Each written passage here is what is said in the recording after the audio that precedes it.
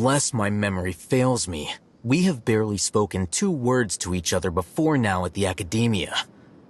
Would you care to enlighten me as to when and how I invited the General Mahamatra's wrath? Oh, Hatham. Do not think you can escape my judgment, just because you managed to escape my attack. Judgment? So that's how you'd characterize your actions here, is it? Or would elimination perhaps be a more accurate description? Had I used my full strength, not even this traveler would have been able to stop me. Though styled like an assassination, I sought only to ensure that my target would be unable to flee or resist. Standard practice for the Matra, as well you know. Seemed to me more like your own personal touch.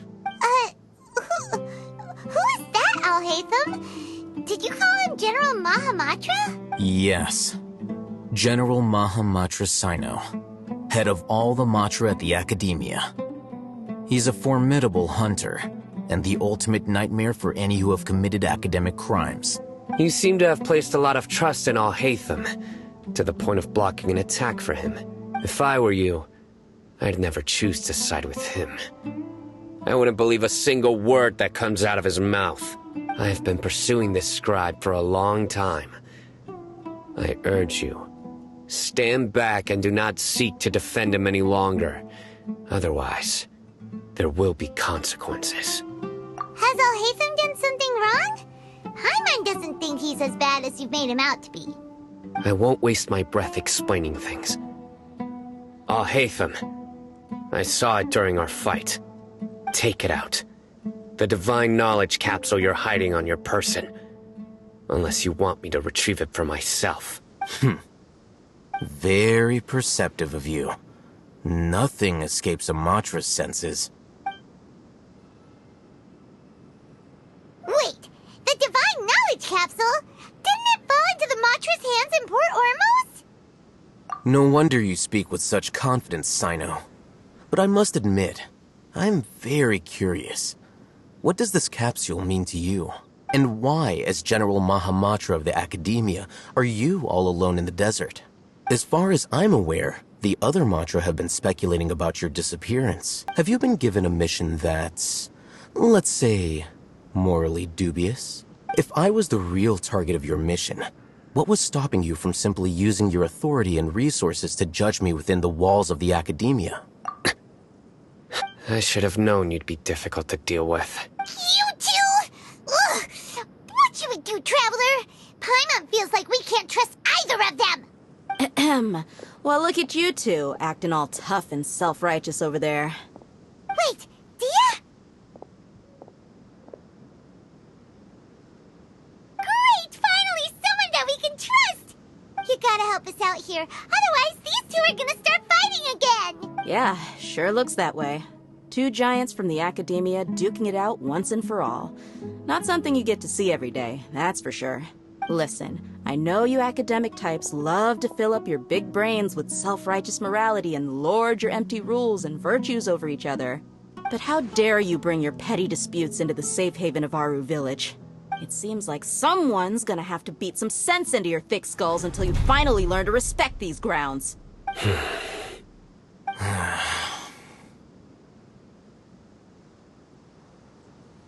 Hey, did either of you hear a word I just said?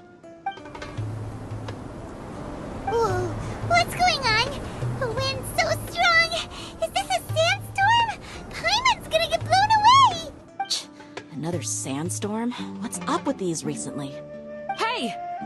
All of you, over here, quickly! We have to take cover! Someone's calling for us! Oh, this wind is too strong! Let's get over there! That sounded like Candace. Come on, you two. Jeez, are all of you Academia folks such hard work? Move it!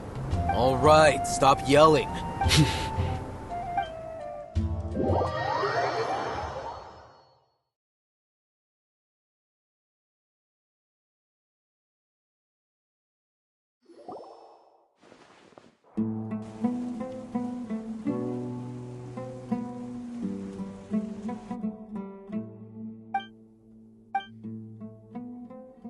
Well, this is pretty awkward.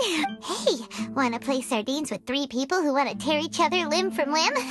Sure, why not? Sounds fun. The air is so thick and heavy. Paimon can hardly keep floating anymore. My sincere apologies, everyone. This is the home of our village chief. I will have to ask you to make do with this small room until the sandstorm dies down. Please, let me introduce myself. I am Candace, protector of Aru Village. Our savior has come at last! Nice to meet you, Candace. The name's Paimon. Thank you so much for helping us. There's no need to thank me. It's only right to help each other when the weather gets rough. Wow, she's so gentle and caring, like a nice older sister. Unlike those guys over there. All right. Now that we're all better acquainted, we should return to the topic at hand. As a guardian charged with the responsibility to protect my fellow villagers from harm, I was observing your conflict from afar, even before the sandstorm started. And now that you have set foot within our village itself, it is all the more my responsibility to make absolutely sure that you pose no threat whatsoever to us. So please, have an honest and sincere conversation with one another, and put your hostile feelings to rest. If anyone dares to start anything again while they are under this roof, I will not hesitate to send them out for some quality time with the creatures of the sandstorm. Oh, on second thought, Paimon may have misjudged Candace's character. And that goes for you too, Miss Dia. Do I make myself clear? All right, we got it, Candace. That's what I like to hear. So, which of you will begin? I was supposed to be a mediator, but I might have gotten a little too involved just now. Anyway, one of those two should probably start talking. Wait, that was you trying to be a mediator? I have nothing to hide, so there's no shame in explaining myself. While Alhaitham wasn't wrong about the other Matra not knowing my whereabouts, it's not because I've been assigned a morally dubious mission. Rather, I've chosen to exile myself. Huh? Exile yourself? A little while ago, I discovered that there was data missing in the Academia's project planning and development files. What little they did report clearly did not match the project's actual progress. As General Mahamatra, I had the responsibility and authority to request an audit. However, to my surprise, the person responsible for the erroneous data was none other than Grand Sage Azar himself. I tried to investigate the issue myself before submitting a formal audit request, but I soon found that all leads and potential pieces of incriminating evidence were carefully concealed from me. I began to realize that they were cautious of me from the very beginning. Unsurprisingly, the Grand Sage rejected my audit request as soon as the submission reached his desk. He even said to me, "The power of the General Mahamatra is granted by the sages. You have no right to judge us." So they really are up to no good. I realized then that to the Grand Sage, the Matra are nothing more than tools for the sages to assert and maintain their control over knowledge. The vows that we took, the principles that we strive to uphold, they are meaningless to the academia of today. I believed it would be wise to flee the academia before the sages had a chance to take action against me. This way, they can no longer see nor predict my actions. I will never give up on this investigation. There's no need for someone else to give me power or authority. Once I find the truth, I will administer judgment by my own name. Sino seems to have the same goal as us. We're all investigating the sages. Plus, now that he's no longer the General Mahamatra, he somehow feels a lot less scary. Well, Sino, if that's your story, then why did you see Alhaitham as a target? When I was investigating the matter in the academia, I overheard a conversation between Alhaitham and a sage. The sages asked you to investigate a blonde-haired traveler. Do you dispute this, Alhaitham? What? Like many parts of the project, this assignment was undocumented. Now throw in your suspicious behavior with the divine knowledge capsule, and I think we deserve an explanation.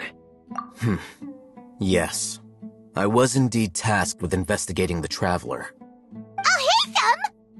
After all, the promised reward was so great that hardly any scholar could have refused. The sage told me, once you've completed this assignment, I can give you a glimpse of divine knowledge. A most enticing offer. Unfortunately, those academics don't know me at all.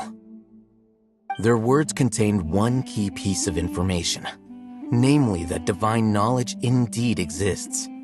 That gave me all I needed to know. From my perspective, the sages are far from trustworthy. Think about it.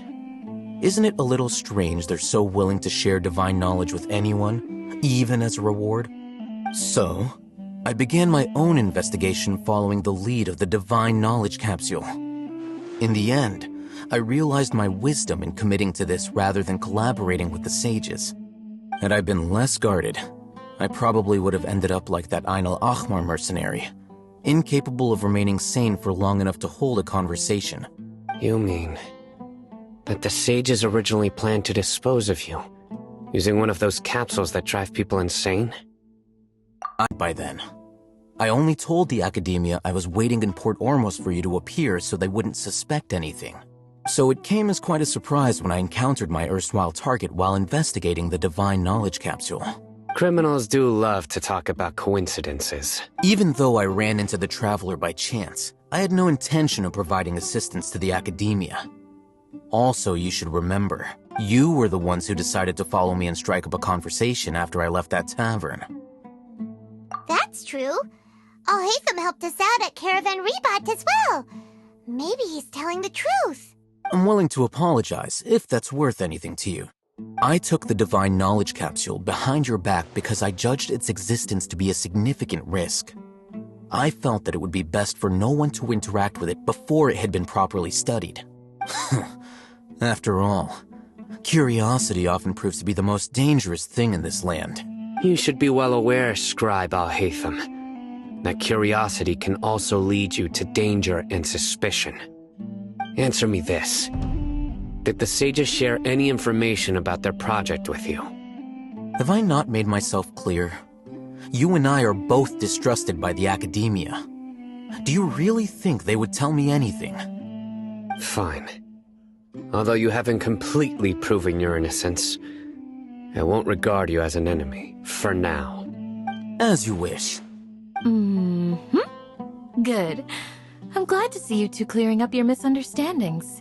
And now you, Dia. I believe it's your turn. Oh, sorry. Whatever the boys were talking about must have been so boring that I spaced out. My situation is pretty straightforward. My employer, Dunyarzad of the Homayani family, is friends with the Traveler and is currently recovering from her illness at home. I had nothing going on, so I decided to return to Aru village for a visit. I was actually looking forward to a pretty exciting time getting back together with everyone here. But then I saw these two random guys in the middle of a pointless argument. It ticked me off, and things went downhill from there. Is that all? Well, I will admit that definitely sounds like your style. In that case, welcome back, Dia. That's more like it. I missed you all so much, Candace.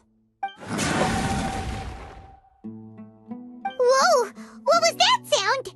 No need to worry. Now that you're no longer at each other's throats, please make yourselves at home. I'll take a quick trip outside to clear out some of those creatures in the sandstorm. Creatures? In the sandstorm? Are you sure you don't want some backup? Fighting in a sandstorm is not for the faint-hearted. Anyone without extensive training in these conditions is at a disadvantage. You needn't worry. Yeah, just leave them to Candace. Don't worry, she's as tough as they come.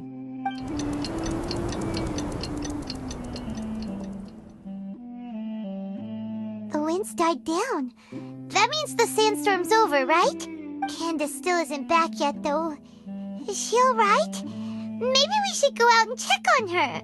When you put it that way, even I'm starting to feel a little worried. All right, let's go. We've been here long enough, and the boys are as chatty as the floor.